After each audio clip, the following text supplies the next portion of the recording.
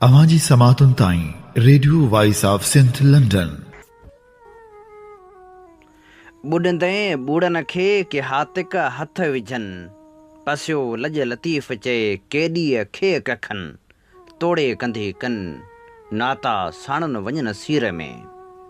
भलारे बिरतणी जे भलारे बैत सां मुंहिंजी आवाज़ मुसाफ़िर radio voice of Sindh London तां थिए दुनिया जी कुंड कुड़च ताईं, जंहिंजा माॻ ॿुधिजे पियो उन्हनि मेॾी महिरबाननि खे सिक भरियो सलाम इशाल क़बूल पवे। 6 अप्रैल 2025 आचर जे ॾींहुं प्रोग्राम सोच वीचार साण करे आऊं अवां जी ख़िदमत में हाज़ुर अवां जो पंहिंजो मेज़बान हबीब लगारी। प्रोग्राम जी शुरूआत में अवां लाइ इहा ई दुआ त शाल जेतो जो असुख सलामती सां हुजो, कॾहिं बि ॾुखियो ॾींहुं न ॾिसो ऐं कॾहिं बि अव्हां जूं मुर्कूं मेरूं न थियनि। पाण ॼाणूं था त दरियाउनि वारे मामले ते पीपल्स पार्टी जो मुनाफ़िकाणो चहिरो सभिनी जे अॻियां अची रहियो आहे। हिकिड़े पासे सदर आसिफ अली ज़रदारी आवाम सां ठगी कंदो रहियो आहे त ॿिए पासे संस फरज़ंद बिलावल भुट्टो ज़रदारी पिणु कूड़ मथां कूड़ ॻाल्हाईंदो रहियो आहे। वॾे वज़ीर खां वेंदे निसार खोड़े ताईं को अहिड़ो पीपी जो अॻुवाण नाहे जंहिं कूड़ न ॻाल्हायो हुजे। मुसलसल ग़लति बयानी थींदी रही आहे। हाणे त मामिरो अची झेड़नि ताईं पहुतो आहे। अॻ में ईअं हो त केस दाख़िल कराया पिया विया, हाणे त हमला थी रहिया आहिनि। पीपल्स पार्टी मुसलसल इहो बावर कराईंदी रही आहे त सदर अहिड़ी का बि मंज़ूरी नाहे ॾिनी, जॾहिं त हाणे वफ़ाक़ी हुकूमत पाण तस्दीक करे रही आहे त सदर आसिफ अली ज़रदारी 6 कैनालनि वारे मनसूबे जी मंज़ूरी ॾेई चुको आहे, जंहिंजी लिखत पिणु मौजूदु आहे। जेकॾहिं माण्हू पंहिंजी ज़ुबान तां फिरी बि वञे, उहा ॿी ॻाल्हि आहे, लिखत किथां फिरी सघंदी। सदर आसिफ अली ज़रदारी खे शायदि अंदाज़ो ई न हो त सिंध में इन मामले ते एॾो वॾो रद्द अमल बि ईंदो। जामशोरे जे पटण में जॾहिं शागिर्दनि ते तशदुद कयो पियो वियो ऐं जॾहिं क़ौमी कारकुननि मथां केस दाख़िल थी रहिया हुआ ऐं जॾहिं जबरी गुमशुदगियुनि जो सिलसिलो तेज़ तर तेज़ थींदो पियो वियो, तॾहिं ई सिंध वासियुनि सम्झी वरितो हो त जियाप जी जंग ॾाढी तेज़ी सां विढ़णी पवंदी। हाणे त अजीब सूरतहाल इहा आहे जो केसनि खां मामिरो अञा बि अॻिते वधी चुको आहे ऐं कारकुन हमला करे रहिया आहिनि। काल जॾहिं ठुल वारे इलाइक़े में क़ौमी कारकुननि एहतिजाजी रैली कढी त उन मथां हमिलो कयो वियो। क़ौमी कारकुननि मथां थियल हमले ऐं फायरिंग में सिंध यूनाइटेड पार्टी जो मरकज़ी अॻुवाण ऐं जदोजहद एक्शन कमेटी ठुल जो सदर कामरेड जमाल जोश बुर्डो पिणु ज़ख़्मी थी पियो, जॾहिं त संस कुझु साथी पिणु ज़ख़्मी थी पिया। ॿई धुरियूं थाणे ते पहुतियूं, जॾहिं त पुलिस ॿिन्ही धुरियुनि खे सरचाव करे मसइले खे हल करण लाइ ज़ोर भरियो। आख़िरी इतलाउनि ताईं को बि केस दाख़िल थी न सघियो हो।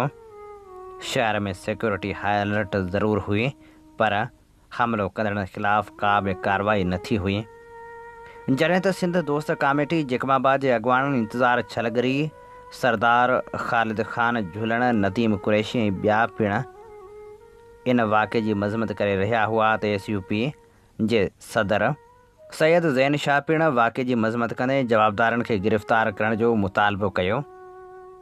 ठुल जूं सियासी समाजी धुरियूं पिणु हिन मामले ते सरगर्म हुयूं ऐं उन्हनि चाहियो थे त मामिरो अॻिते न वधे ऐं धुरियुनि में ठाह थी वञे, पर आख़िरी इतलाउनि ताईं अहिड़ो कुझु थी न सघियो हो। इन सूरतहाल ते नामिरे लेखक सुहेल मेमण क़ौम ॾिसे त पुरमन केरु आहे ऐं जहिड़ो फ़साद केरु पियो करे जो उनवान हेठि लिखियो। हीअ सिंध यूनाइटेड पार्टी जो सीनियर अॻुवाण जोश बुर्डो आहे। सॼो ठुल ॼाणे थो हिन जी सॼी उमिरि सिंध सां वतन दोस्ती में गुज़री आहे। पाणी लाइ एहतिजाज सॼी सिंध में थियनि पिया ऐं जेको थोरो घणो तशदुद पियो करे उन्हनि जी बि असां सुमेत हर को मज़म्मत पियो करे, पर ठुल में PP अॻुवाण जमील दायो 2 ॾींहं अॻु ई पंहिंजे तक़रीर में साईं GM सैद खे घटि वधि ॻाल्हाए फ़साद जो बुनियादु रखियो ऐं अॼु SUP जी पुरमन रैली जे लीडर जी हीअ हालति इहो ॿुधाइण लाइ काफ़ी आहे त पीपल्स पार्टी जा अॻुवाण पाण हालतूं ख़राबु करणु चाहिनि था। दुनिया जे तजिया निगारनि जूं पाणी ते मुस्तक़बिल में जंगनि जूं पेशन गोयूं त थियल आहिनि, पर हिते सिंध में पाणी लिखी ॾेई आयल चोरनि खे ख़ुदा करे ॻाल्हि सम्झ में अची वञे ऐं सिंधी क़ौम जो जाइज़ मुतालबो मञी सिंधू तां कैनाल कढणु बंदि कनि, न त अॻिते हली वॾे झेड़े जो इम्कानु आहे, छाकाणि त पाणी खां बग़ैर ज़िंदगी मुमकिन नाहे। पीपल्स पार्टी जी क़यादत जेकॾहिं फ़साद नथी चाहे त हिकदमि पंहिंजे ठुल जे उहिदेदारनि ख़िलाफ़ एक्शन खणे। हिकु पासे क़ौमी कारकुननि ते हमला कया पिया वञनि त ॿिए पासे वरी क़ौमी कारकुननि मथां केस पिणु दाख़िल कया पिया वञनि। जामशोरे में जीअं सिंध मुहाज़ जे मरकज़ी सॾ ते लम्स गेट वटि इंडस हाईवे ते लॻियल धरणे दौरान उतां ज़ोरी गाॾियुनि जे गुज़रण बाद थियल छिकताण खां पोइ पुरमन एहतिजाज बाद कंहिं शरपसंद हिकु ॿिनि ॼणनि कंहिं गाॾी ते पथराव कयो हो, जंहिं दौरान कुझु गाॾियुनि जा शीशा पिणु टुटी पिया हुआ। उन जो केस बि पुरमन एहतिजाज कंदड़ क़ौमी कारकुननि जे ख़िलाफ़ दाख़िल कयो वियो आहे। दाख़िल कयल केस में हैदर चोलियाणी, असगर जमाली, ज़ाहिद चन्ना, इमरान चांडियो, सईद तीवणो, इरफान समो, आबिद जमाली ऐं ॿियनि खे नामज़द कयो वियो आहे। अवां जी समातुनि ताईं radio voice of Sindh London. अवीं ॿुधी रहिया आहियो radio voice of Sindh London. अवां जी ख़िदमत में प्रोग्राम पेश कयो पियो वञे सोच वीचार जे हिन सफ़र में आऊं अव्हां सां मुखातिब आहियां जो पंहिंजो मेज़बान हबीब लगारी।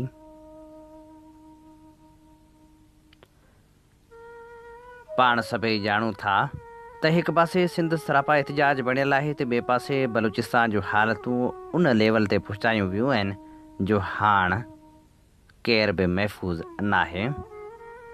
हिकु पासे दहशतगर्दी जा वाक़िया थी रहिया आहिनि त ॿिए पासे बलूचिस्तान जा रहवासी सरापा एहतिजाज बणियल आहिनि। ईद खां अॻु बलूचिस्तान नेशनल पार्टी जे लांग मार्च वटि थियल आपघाती धमाके ऐं मुल्क अंदरि वधियल दहशतगर्दी ऐं सियासी गर्मी वारी सूरत हाल ते ॻणती जीअं जो तीअं वधंदी पई वञे। इहो बि शुक्र जो आपघाती धमाके में को जानी नुक़सानु न थियो हो। पुलिस जॾहिं तलाशी वरिती त शकी शख़्स खे गिरफ़्तार करण जी कोशिश बि कई वई, पर उन धमाके सां पाण खे उॾाए छॾियो हो। उन वाक़े जे रद्दमल में बलूचिस्तान नेशनल पार्टी जे अॻवान अख्तर मेगल चयो त असांखे कंहिं तनज़ीम खां को ख़तरो न आहे, पर सरकार खां ख़तरो आहे। हुन इहो बि इंकशाफ़ कयो त हिकु राति धरणे ते बख़्तरबंद गाड़ी चाढ़ण जी पिणु कोशिश कई वई हुई ऐं धरणे में शिरकत कंदड़नि ते शीलिंग पिणु कई वई हुई। हुन इहो बि चयो त हुकूमत ॼाणी वाणी हालतूं ख़राबु करणु चाहे पई।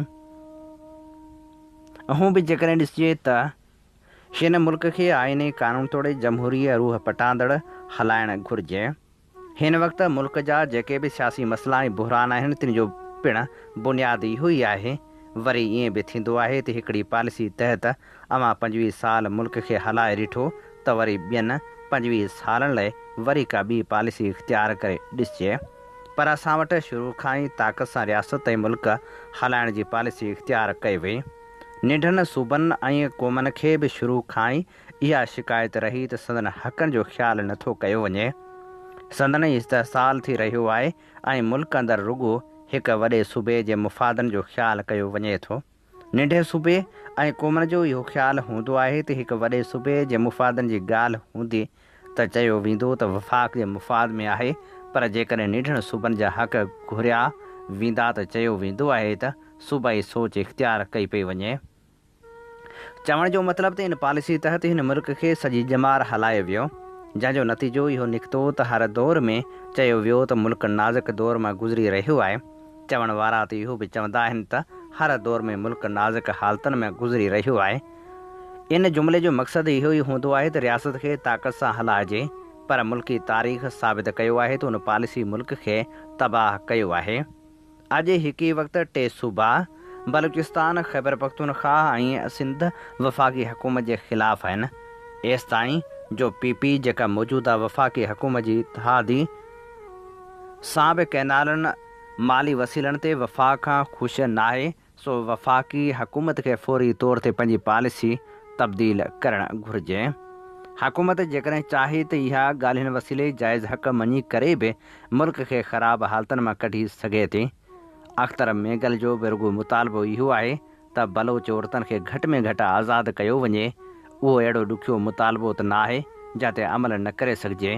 पर अफ़सोस त हिते दहशतगर्दनि जे नाले में हुकूमत जे पॉलिसियुनि जे ख़िलाफ़ जदोजहद कंदड़ सियासी जमायतनि ऐं धुरियुनि खे गैर ज़रूरी तौर ते निशानो बणायो वञे थो ऐं होॾां दहशतगर्दनि जो उहो आलिम आहे जो उहे जॾहिं जिते चाहिनि त का बि नंढी वॾी कार्रवाई करे छॾीनि था। जामा लॻे थो त दहशतगर्दनि जे नेटवर्क ख़िलाफ़ सख़्ती घटि पर सियासी जमायतनि ते मारो कुझु सरसी आहे, जंहिं करे मुल्की हालतूं ख़राब खां ख़राब थी रहियूं आहिनि। अवाम खे न अमन अमान ॾियारियो पियो वञे, न वरी अवाम जा मुतालबा मञा पिया वञनि, न वरी महांगाई ते ज़ाब्तो आंदो पियो वञे। वज़ीर अज़म शहबाज शरीफ़ बिजली सार्फ़िन लाइ बिजली जी क़ीमत में ₹7.41 ऐं सनती सार्फ़िन लाइ ₹7.69 फ़ी यूनिट घटिताई जो ऐलान कंदे चयो आहे त मुस्तक़बिल में बिजली क़ीमतनि में वधीक घटिताई कई वेंदी। ईंदड़ 5 सालनि में गर्दिशी कर्ज़नि जो मसइलो हमेशह जे लाइ ख़तमु थी वेंदो। बिजली जे क़ीमतनि में निमाया घटिताई सां मुआशी सरगर्मियूं तेज़ थींदियूं। सालनि खां बंदि पियल ज़ंग आलूद जेकोज़ विकिरो कयो वेंदो। डिस्कोज़ खे प्राइवेटाइज़्ड या प्रोफेशनलाइज़्ड कयो वेंदो। हर साल 600 अरब रुपयनि जी बिजली चोरी जो मुकमिल ख़ात्मो करणो पवंदो। ॻाल्हि जेकॾहिं ऐलान जी कजे त असांजा सखी हुक्मरान पंहिंजी सखावत वारनि ऐलाननि सां हातिम ताई खे बि मात ॾींदा रहिया आहिनि। जबल खोटण खां पोइ अक्सर करे कूओ बरामद थींदो आहे। इहो ई नतीजो अमूमन समूरनि ऐलाननि रिलीफ पैकेजनि जो साम्हूं ईंदो रहियो आहे। या वरी हुक्मरान हिक हथ सां हिक मद में ॾेई ॿिए मद में ॿिए हथ सां वापसि वठंदा आहिनि ऐं असांजे हुक्मरान जी अहिड़ी तरीक़े वारदात ते हर नए पैकेज जे ऐलान सां ई ख़दशनि जो इज़हार शुरू थी वेंदो आहे। पोइ उहो पैकेज भले कंहिं हद ताईं हक़ीक़ी रिलीफ ॾींदड़ छो न हुजे। अहिड़ा ई ख़दशा बिजलीअ जे ऐलानियल रिलीफ जे हवाले सां पिणु आहिनि। इन हक़ीक़त खां इनकार नथो करे सघिजे त असांजे मुल्क में बिजली ख़िते जे समूरनि मुल्कनि खां वधीक महांगी आहे, जंहिंजा सबब पधरे पट पिया आहिनि। वॾे में वॾो मसइलो IPPs सां कयल मुआइदा ऐं कैपेसिटी चार्जिस आहिनि। मतिलबु त अहिड़ी बिजली जा बिल बि वाहिपेदारनि खे भरणा पइजी रहिया आहिनि जेका न IPPs पैदा कई, न हुकूमत ख़रीद कई ऐं न ई वरी सारिफ़ इस्तेमालु कई। बिजली जे बिलनि में लॻभॻि 70% भते जहिड़ी चटी वाहिपेदारनि खां भराई वेंदी आहे। असां त इन राय जा आहियूं त मुल्क में बिजली जूं क़ीमतूं एसिताईं घटि थी न सघंदियूं जेसिताईं असां पंहिंजो कंध IMF जे पंजारे मां आज़ादु नथा करायूं। कैपेसिटी चार्जिस मां जिंद न छॾाई आहे। गर्दिशी कर्ज़नि जो ख़ात्मो न थियो आहे। क़ाबिल तजदीद तवानाई जंहिंजी हिन मुल्क में पैदावार लॻभॻि 5% आहे, उन में जेसिताईं वाधारो न थींदो, ट्रांसमिशन ऐं डिस्ट्रीब्यूशन जा नुक़सान जेसिताईं कंट्रोल न थींदा, तेसिताईं बिजली सस्ती थी न सघंदी। अवां जी समातुनि ताईं radio voice of Sindh London. आम हीअं ॿुधी रहिया आहियो radio voice of Sindh London. अवां जी ख़िदमत में प्रोग्राम पेश कयो पियो वञे सोच वीचार जे हिन सफ़र में आऊं अवां सां मुखातिब आहियां पंहिंजो मेज़बान हबीब लगारी। अॼु 6 अप्रैल कॉम्प्रस अॻवान शफ़ी मोहम्मद करनाणी जी 9वीं वरसी मल्हाई पई वञे। खेसि भेटा पेश करण लाइ असीं अवां जे समातनि जी नज़र करियूं था सूर्य सिंधी जो लिखियल लेख। मूं तुंहिंजो शहपर मोड़ ॾिठो, हिन जुअस तुंहिंजो जोड़ ॾिठो, मूं ॾिसंदे तोखे परखियो हो, तूं भटकियल रूह बिलावल जो। हूअ जेको मणियादार मुड़ुसु हुयो, जेको सखावत महिमान नवाज़ी बहादुरी असूल पसंदी ईमानदारी जो भंडार हुयो। सिंध जो इश्क संस रत में समायल हुयो। अॼु रहबरे सिंध साईं GM सैद जे दादले साथी शहीद सिंधु देश शहीद शफ़ी मोहम्मद करनाणी जी 9वीं वरसी आहे। संदसि वरसी जे मौक़े ते हुन जूं यादूं अखियुनि में कंहिं फिल्म जी रील वांगुरु हली रहियूं आहिनि। तनज़ीम अंदरि ॾोहारी कल्चर समेत हर समाजी बुराई जे ख़िलाफ़ हुजण सबबि संसद दोस्तनि जो तइदादु तोड़ जो थोरो आहे। हूअ कंहिं बि किराए में मुलविस हुजण तोड़े समाजी बुराई में मुलविस हुजण वारे वेझे साथी खे बि छॾण वारो न हुयो। हुन सदाईं बहिराननि मां जीअं सिंध खे कढियो ॿ दफ़ा सिंध जे करे इंजीनियर वारी सरकारी नौकरी खे बि लत हणी हुन कढण जी सेज वारो रस्तो इख़्तियार कयो। हुन जो तालुक़ सिंध जे तारीख़ी शहर ठठे सां हुयो, जेको केतिरा ई भेरा धारनि जे घोड़नि जे सुंभनि हेठां लताड़ियो वियो। ईरानियुनि, अरगुननि, तुर्खाननि, पठाननि जे हथां लुटबो ऐं फुरबो रहियो। कतब ख़ाननि खे बाहियूं ॾेई लखें कुंदरनि खे क़त्ल कयो वियो। हिन शहर गदारियूं बि ॾिठियूं त वफ़ा बि ॾिठी, वतन परस्ती बि ॾिठी त वतन तां क़ुर्बान थियण बि ॾिठो। आख़ुंद मोहम्मद साले जे मदरसे जे उस्तादनि शागिर्दनि जूं फ़ारसी पढ़ण खां इनकार कंदे पंहिंजो ज़ुबानूं कटाइण वारा वाक़िया बि ॾिठा।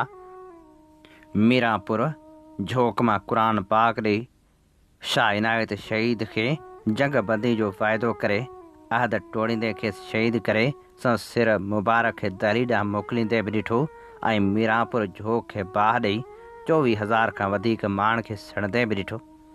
हिन जाम निज़ामुद्दीन जी सखावत बि ॾिठी ऐं दौलत दरिया ख़ान जे पुटनि समेत वतन तां क़ुर्बान थियण बि ॾिठो।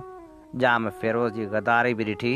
साले मुहम्मद करनाणी जे घर में जनम वठंदड़ हिन सिंध जे गभरू पुट लाइ कहन ॼातो त हीअ अॻिते हली सिंध जे इश्क में फ़ना फ़ि सिंध थींदड़ रहबर सिंध साईं GM सैद जो वेझो ऐं एतमाद वारो साथी थी वेंदो। टोड़ी फाटक जे वाक़े खां पोइ साईं GM सैद जे हुकम ते बलूचिस्तान मां इंजीनियर जी नौकरी छॾे अची जसाफ़ खे संभालियाई ऐं धाड़िल करे पेश कयल जीअं सिंध जे अॻवाननि गुल मोहम्मद जखराणी, सतार मोरियो, दोदे महरी, सिकंदर मीराणी, नज़ीर तुनिये, इक़बाल उर्फ़ दरिया ख़ान, उमरदीन, सलेमान जतोई जो ज़िंदगियूं बचाइण ऐं टोड़ी फाटक ते शहीद कयल 5 ॻाढ़नि गभरू पुटनि जे बेगुनाह क़त्लनि ख़िलाफ़ किंजर खां कारूंजर ऐं कश्मीर खां कराची ताईं जदोजहद हलाए क़ौम खे बाग़वर करायई त टोड़ी वाक़ियो रियासी इदारनि जी दहशत गर्दी हुई। तहरीक एतिरो ज़ोर वरितो त जनरल ज़ियाउल हक़ जी मार्शल लॉ खे चैलेंज कयाई। नतीजे में केस समरी मिलिट्री कोर्ट मां ट्रांसफ़र थियो। टोड़ी वाक़े जी जांच लाइ जस्टिस रिटायर्ड अब्दुल रज़ाक थईम जी सरबराही में टोड़ी ट्रिब्यूनल क़ाइमु कयो, जंहिं अॻिते हली रिपोर्ट ॾिनी त टोड़ी वाक़ियो रियासी दहशत गर्दी आहे। हुन पंहिंजी छाती ते केतिरा ई घाव सठा। चांडका मेडिकल कॉलेज लाड़काणे में पंहिंजे हिकु साथी समेत फ़क़ीर इक़बाल हिस्पाणी सां गॾु सवें हथियार बंदनि जो 2 ॾींहं लगातार मुक़ाबिलो कयो। संस छाती ते छिरा लॻा। हू ज़ख़्मी हुजण बावजूदि विढ़ंदो रहियो। खड़तालियुनि, शंगूरनि ऐं तालीमी इदारनि में शागिर्द अॻवान जे सहकार सां रहंदड़ धाड़िलनि सां पिणु मुहाॾ वटि कयाई। तनज़ीमी उसूलनि ते कॾहिं बि सौदेबाज़ी न कयाई। पंहिंजे वेझनि दोस्तनि साथियुनि जंहिंमें वॾे नाले वारनि लीडरनि समेत मूंखे बि न बख़्शियाई। हुन कॾहिं बि GSN जे नाले में को ज़ाती फ़ाइदो न वरितो। शागिर्दी वारे दौर में सिंध मेडिकल कॉलेज कराची में ज़ख़्मी थियल डॉक्टर अरबाब ग़ुलाम रहीम जो पलांद बि जसाफ़ वरितो, जंहिं सबबि डॉक्टर अरबाब ग़ुलाम रहीम सां संदसि दोस्ती थी वई। जॾहिं अरबाब कम्यूनिकेशन जो वज़ीर थियो त ॻोठाण निकिरी राति देर मदार ठठे में शहीद जी उताक ते रहंदो हुयो।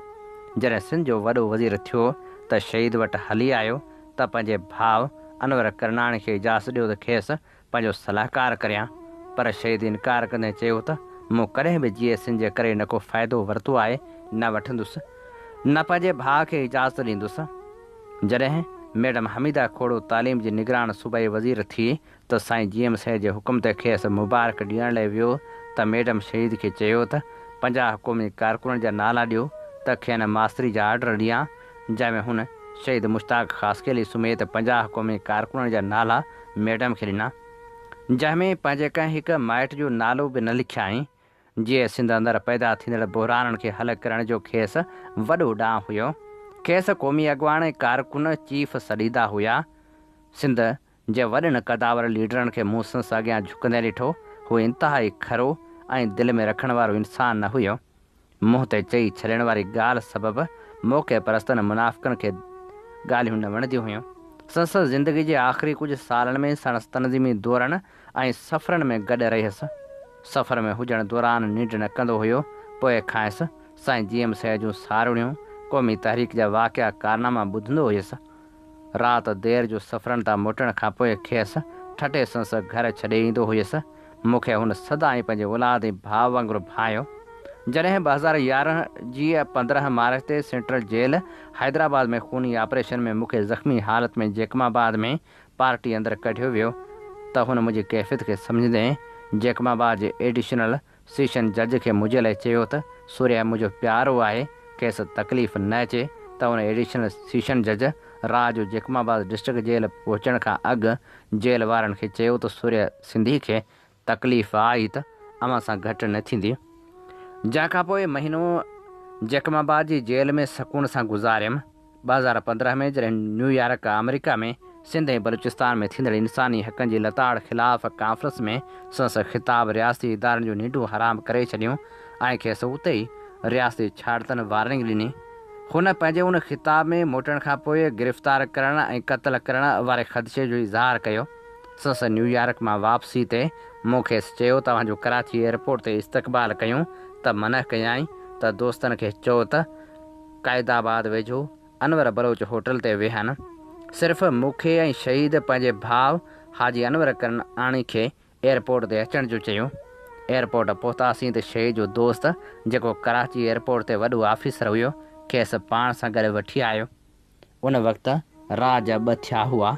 शहीद गाॾी में वेहण शर्त घर फ़ोन कई त चाचा सूर्या सिंधी मूंसां गॾु आहे, उनजी मानी ठाहियो त मूं शहीद खे मना कयो त साईं हींअर मानी जो टाइम न आहे, हरू भरू घर वारनि खे तकलीफ़ न ॾियो। त जवाबु ॾिनाई त तोखे मानी जे बग़ैर छॾियां इहो थी नथो सघे। 2014 जे डिसंबर महीने में जॾहिं 7 क़ौमी कारकुन जा लाश मिलिया त शहीद जी अॻुवाणी में जेमिस्ट अलायंस जोड़ियो वियो, जंहिंमें जसमम, जीए सिंध कॉमप्रस्त पार्टी, जीए सिंध क़ौमी तहरीक, जीए सिंध इनकलाबी मुहाज़ शामिल हुयूं। इंतज़ारु करण बावजूदि जस्क में ॿियूं वॾियूं पार्टियूं शरीक न थियूं। जेमिस्ट अलायंस तरफ़ां शहीद जी अॻुवाणी में क़ौमी कारकुन जे क़त्लनि ऐं गुमशुदगियुनि ख़िलाफ़ वहदत कॉलोनी खां प्रेस क्लब हैदराबाद ताईं पैदल मार्च कयो वियो, जंहिंमें 100 क़ौमी कारकुननि शिरकत कई। उन मार्च सबबि शहादतनि जो सिलसिलो काफ़ी वक़्तु रुकियल रहियो। शहीद बशीर ख़ान कुरैशी जी शहादत ऐं अब्दुल वाहिद आरिसर जी वफ़ात खां पोइ शहीद कोशिशि कई त जीए सिंध जे सभिनी धुड़नि खे इतिहाद में गॾाइजे, पर संसद ज़िंदगी साथ न ॾिनो। 6 अप्रैल 2016 ते शाम जो रियासती इदारनि ऐं देसी दलालनि गॾिजी खेसि शहीद करे छॾियो ऐं सिंध पंहिंजे बहादुर पुट खे पंहिंजी हंज में वठी छॾियो। अॼु पिणु अखड़ियुनि सॼण पंहिंजा सारिया, गलनि तां ॻोढ़नि जूं बूंदूं बस न कनि, संदी सिख पिरियनि लोक ॾिठे न लहे। शहीद शफ़ी मोहम्मद करनाणी जी वरसी ते खेसि भेटा पेश करण लाइ हीअ असीं अव्हां जे समातनि जी नज़र करे रहिया हुआसीं सूर्या सिंधी जो लिखियल ख़ूबसूरत लेख। अवां जी समातुनि ताईं radio voice of Sindh London. Program सोच वीचार में हाण वक़्त जी विथी में वञा अची वियल लम्हनि जी यादि माज़ी जो किसो ऐं सुनहरी वक़्त जूं सुहिणियूं यादगिरियूं। जी हा, नाम्यारे लेखक आफ़ताब मेमण जी आत्मकथा जीवन सफ़र जी असीं अव्हां जी ख़िदमत में पेश करियूं था 3 किस्त। फेबरवरी 1989 फ़ोन वॻो, खयमि त आवाज़ आयो, डीसी साहिब जी। डीसी सागड़ आफ़ताब मेमण थो ॻाल्हायां वराणियमि। होल्ड कयो, मिलिट्री सेक्रेटरी वज़ीर अज़म ॻाल्हाईंदा। ॿिए तरफ़ खां ॻाल्हाईंदड़ चयो ऐं ईअं चवंदे ई फ़ोन ते म्यूज़िक जो आवाज़ु आयो। सम्झमि त जे नवां निंढा एक्सचेंज आया आहिनि तिन ते जॾहिं हिक धुर खे होल्ड कबो या तरसाइबो त सिस्टम ते सुरीलो म्यूज़िक या जेके बि अव्हां भरे रखियो उहो आवाज़ु ईंदो आहे। कुझु देरि में ई आवाज़ु आयो, मेमण साहिबु, आउं military secretary to prime minister ॻाल्हायां थो। जी आफ़ताब मेमण थो ॻाल्हायां। तव्हां कीअं आहियो वराणियमि? तव्हां वज़ीर अज़म खां मुलाक़ात जो टाइम वरितो हो, सुबुह जो 9:30 वॻे बिलावल हाउस कराची में। तव्हांजो मुहतरमा सां टाइम आहे 9:30 वॻे सुबुह जो। हा हाज़ुर साईं, आउं पहुची वेंदुमि। मूं वटि काशिफ़ मुर्तज़ा उन वक़्त जो डिप्टी कमिश्नर साहिबाल वेठल हुजे। काशिफ़ मुर्तज़ा मुंहिंजो DMG जो सीनियर बि हुजे त दोस्त बि। काशिफ़ मुर्तज़ा सांगड़ में अची शिकार कराइण जे लाइ फरमाइश कई हुई ऐं उन ॾींहुं असां सिज लथे धारे शिकार करे मोटिया हुआसीं। काशिफ़ 2-4 ॾींहं अॻु मूंखे साहिवाल मां फ़ोन कई त खेसि शिकार ते सांगड़ अचण जो शौक़ु आहे। काशिफ़ मुर्तज़ा जी फरमाइश ते खेसि अचण लाइ भलीकार चयुमि।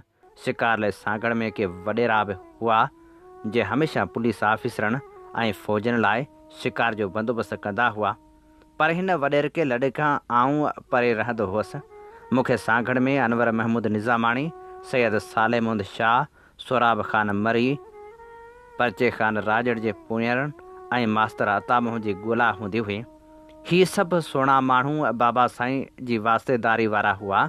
ख़ान साहिब दीन मोहम्मद जुणेजो जे फर्ज़ंद रईस मोहम्मद ख़ान जुणेजे, साबिक़ वज़ीर अज़म पाकिस्तान अली ख़ान जुणेजे, ख़ैर मोहम्मद जुणेजे ऐं सखी मर्द ॼाम काबू ख़ान जी औलाद सां मिलण लाइ बि बाबा साईं ताक़ीद कई हुई। उन्हनि सां न्याज़मंदी जो पेर भरियो हुअमि। छा त नफ़ीस शरीफ़ ऐं वॾो माण्हू हो मोहम्मद ख़ान जुणेजो, ॼाम सादिक अली ख़ान त हिकु इदारो हो, बाग़ो बहार तबियत जो मालिक, नवाब जी औलाद ऐं नवाबनि वारो शान। संस फर्ज़ंद माशूक़ अली ख़ान त हमेशह लाइ मन मोहे विधो, पर शिकार लाइ कंहिंखे चवां माण्हू बि अशराफ़ ऐं ख़ानदानी हुजे त नारे में का राही पोखी हुजिसि। रईस सोराब ख़ान मरी ते नज़र पियुमि। अशराफ़ ख़ानदान ऐं सुठो इंसानु। सोराब ख़ान खे बंदोबस्त लाइ चयुमि। ख़ुशी सां सुठी मोट ॾिनाई। उन ॾींहुं शिकार कंदे जॾहिं मोटियासीं त राह जो 9 वॻे धारे मानी लाइ DC हाउस सांगड़ वेठासीं मस त वज़ीर अज़म साहिबा जे मिलिट्री सेक्रेटरी फ़ोन कई। शिकार ते बि हिकु दिलचस्प वाक़ियो थियो। जीअं पहुतासीं त सोराब ख़ान मरी बहितरीन बंदूकनि जो बंदोबस्तु कयो हो। सोराब ख़ान बि बंदूक कोन खईं। मूंखे शिकार में शामिलु थियण लाइ चयो त चयाईं, साईं मुंहिंजा भाउ ऐं 2 टे बंदूकची साहिब सां गॾु आहिनि। आउं तव्हां सां गॾु हुननि जे पोयां तव्हां सां कचहरी कंदो हलंदुमि। महिमान खे शिकार कराइणो आहे। मूं त पंहिंजनि हमराहनि खे बि चयो आहे त महिमान खे मौक़ो ॾिजो, तव्हांखे घटि में घटि बंदूक हलाइणी आहे। वज़ीर अज़म हाउस जी फ़ोन ॿुधंदे परेशानी सिर्फ़ु एतिरी थी त महिमान घर आयल आहे, उनखे छॾे कीअं वञा। काशिफ़ मुर्तज़ा सॼी ॻाल्हि ॿुधी पए हिकदमि चयाईं त मानी खाई निकिरूं था। मुंहिंजो कराची वारे पंजाब हाउस में कमरो आहे। देरि सवेर पहुची कुझु आराम करे तूं हलियो वञजांइ। सुबुह जो मतां शेड्यूल तंग न थिए। मूं हिकदमि हाकार कई, पर मानी खाईंदे बि सोच में ॿुॾल हुअमि। नेठ काशिफ़ पुछियो, छो कहिड़ी सोच में आहीं? तोखे छो घुरायो अथसि? टारण जी कयमि, पर नेठ ॻाल्हि कयमि त पोएं वारे जॾहिं मूंखे घुरायो हुअनि त मोहतरमा सां गॾु संस वर ज़रदारी बि हो। मोहतरमा मूंखे क़ाबिल एतमाद ऑफिसर ऐं पंहिंजो सम्झंदी हुई। मोहतरमा चयो, आफ्ताब होम सेक्रेटरी सिंध लाइ क़ाबिल एतमाद ऐं सुठो ऑफिसर ॻोल्हियूं पिया, तव्हीं होम सेक्रेटरी लॻी वञो। नेठ अर्ज़ु कयमि, प्राइम मिनिस्टर ऐं होम सेक्रेटरी जी पोस्ट लाइ काफ़ी जूनियर आहियां। पोइ छा थी पियो? ख़ालिद खरल ऐं इमदादुल्ला उनड़ बि त 18 ग्रेड में होम सेक्रेटरी लॻा हुआ। कहिड़ो फ़र्क़ु थो पवे? ज़रदारी साहिब जो उते ई वेठल हुयो। उन चयो, साईं इमदादुल्ला फ़ाही जे तख़्ते तां मोटियो आहे। ख़ालिद खरल पंजाबी अशराफिया मां आहे। ख़ालिद साहिब खे त कुझु कोन थियो, पर आऊं निंधड़ को सिंधी आहियां। हीउ बगड़नि जो टोलो मूंखे टुकड़ा टुकड़ा करे खाई वेंदा ऐं अव्हांखे ख़बर ई कोन पवंदी। डिॼी थो, ज़रदारी साहिब चयो। मोहतरमा ख़ामोश रही। साईं शायदि डप बि हुजमि, पर उनखां मथे इहा ॻाल्हि न त अव्हां लाइ मुनासिबु आहे जो पंहिंजो सम्झी कंहिंखे ग़ैर ज़रूरी नवाज़ियो, न ई मुंहिंजे फ़ाइदे में। महिरबानी करे को चङो सीनियर माण्हू लॻायो त मुनासिबु थींदो, अर्ज़ु कयमि। ऐं ईअं इहा ॻाल्हि उते ई पूरी थी। काशिफ़ खिलंदे चयो त थी वञी हा, होम सेक्रेटरी कहिड़ो हर्ज़ु हो। उन ॾींहुं त ज़रदारी साहिब जी मौजूदगी में हिमत करे वेठमि, पर जे इतफ़ाक़नि वज़ीर अज़म साहिबा वरी इहा ॻाल्हि हुकुम न चई त छा कंदुसि, मरी वियुसि, अलाह ख़ैरु करे। वराणे सुबुह जो 9 वॻे बिलावल हाउस कराची पहुतुसि। शुक्र जो होम सेक्रेटरी वरी ॻाल्हि कोन थी। मोहतरमा अलबत्ता मुख़्तलिफ़ ॻाल्हियुनि ते मुंहिंजो मौक़िफ़ वरितो। जॾहिं सांगड़ में डिप्टी कमिश्नर थी मुंहिंजे वञण खां पोइ महीने खनि अंदरि फ़तह अली ख़्वाजा SP सांगड़ थी आयो। असां 3-4 महीना गॾु रहियासीं। अक्सर रातिनि जो बि फ़तह अली ऐं गॾु गश्त ते निकिरंदा हुआसीं। फ़तह अली पाण बि चाहींदो हुयो त DC जो मज़बूत हथु अॻियां हुजे, जीअं हुनखे एक्शन करण महिल वधीक आसानी थिए। जॾहिं पहिरियों दफ़ो फ़तह अली सां मुंहिंजी ॻाल्हि गश्त जे बारे में थी त मूं हिकु शर्त रखियो, सिर्फ़ु 2 ॼणा हूंदासीं ऐं मुंहिंजी गाॾी में आउं गाॾी हलाईंदमि, तव्हां मुंहिंजे भर वारी सीट ते वेंदो। तोशा खाना जी संभाल तव्हां वटि हूंदी। तव्हांजो ऐं मुंहिंजो ड्राइवर ऐं गनमैन असांजे पोयां बि गाॾी में हूंदा ऐं खेनि सख़्ती सां हिदायत कयल हूंदी त हू न त असांजे गश्त जे बारे में का ॻाल्हि कंदा, न ई का थाणे या मोबाइल या चेक पोस्ट खे असांजे अचण या असांजे रूट जे बारे में ॿुधाईंदा। असांजो रूट पहिरें खां तयशुदा न हूंदो हो ऐं न ई टाइम टाणो ॾिसणो आहे या मोबाइलनि जूं गश्त या चेक पोस्टनि जी हुशियार बाशी या सिर्फ़ु रोड मास्टरी करणी आहे। इहो गाॾी में वेहण खां पोइ आउं फ़ैसिलो कंदमि। असांजे ॿिन्ही गाॾियुनि जो वायरलेस बंदि रहंदो। ज़रूरत वक़्तु सिर्फ़ु मुंहिंजी गाॾी जो वायरलेस खोलींदासीं। फ़तह अली कंहिं ॻाल्हि ते बि एतिराज़ु कोन कयो।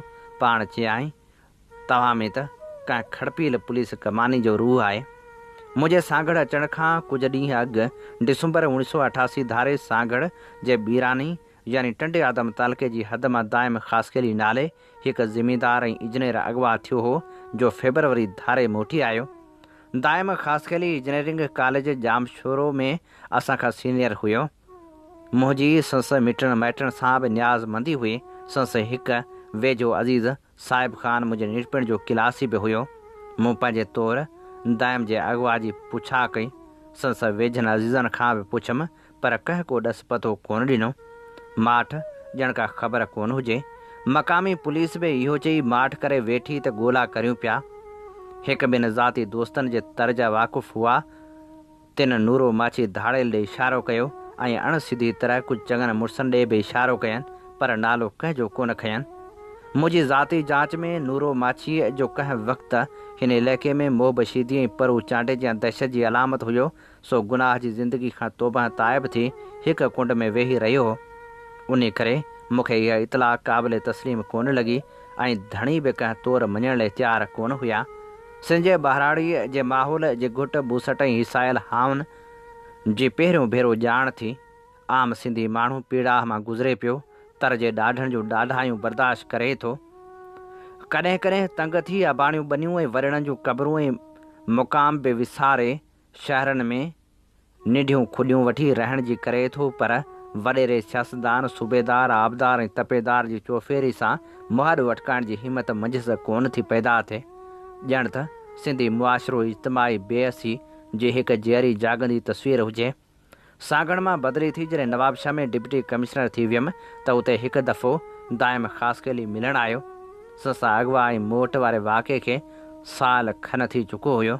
मूं वरी बि ज़िद करे खांसि पुछो त हुन नूरो माछी जो नालो वरितो ऐं तर जे कुझु बासर माण्हुनि ॾे इशारो कयाईं ऐं गॾी मिंथ कयाईं त हीअ ॻाल्हि आउं विसारे छॾियां, जो हूअ हाणे ॿनियूं ॿारो छॾे वञी शहर वसाए वेठो आहे, शायदि कराची जो ॿुधायई।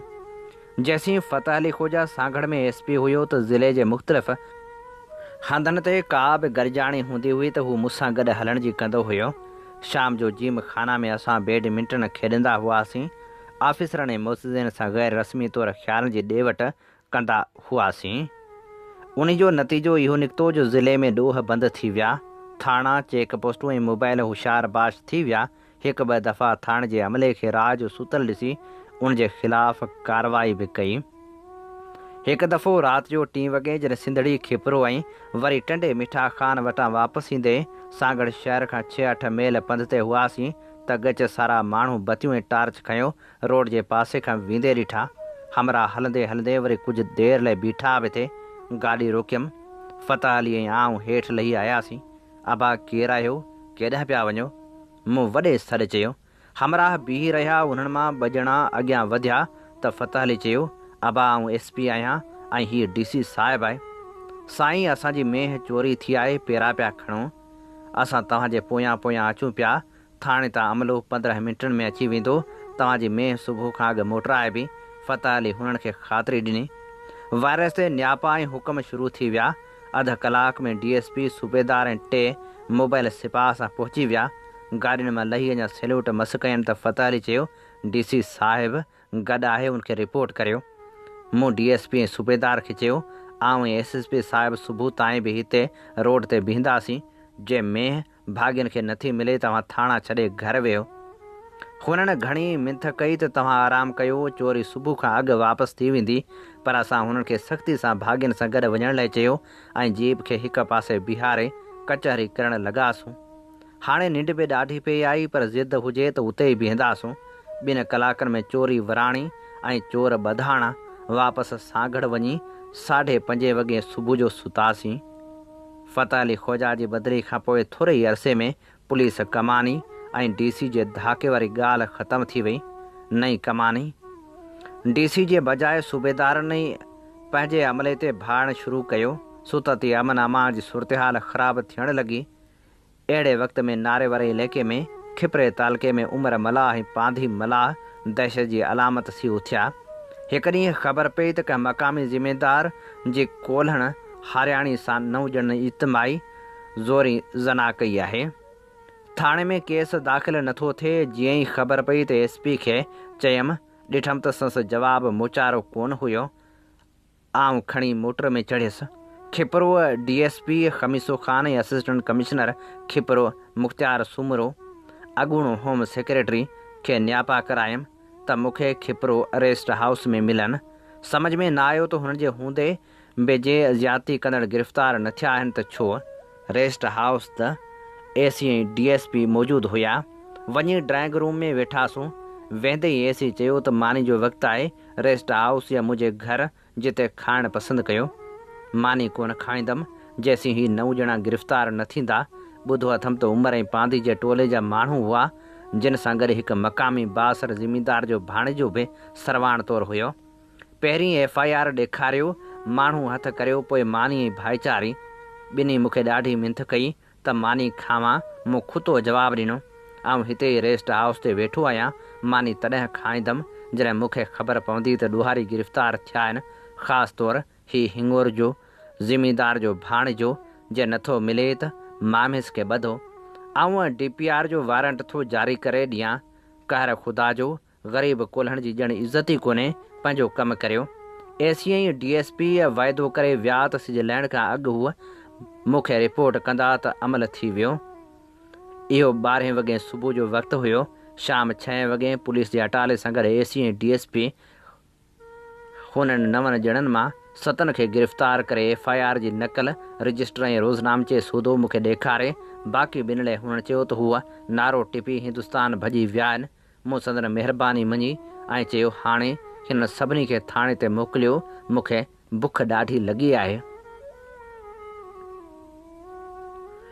हीअ असीं अवां जी ख़िदमत में पेश करे रहिया हुआसीं नामियारे लेखक आफ़ताब मेमण जी आत्मकथा जीवन सफ़र जी 3 क़िस्त।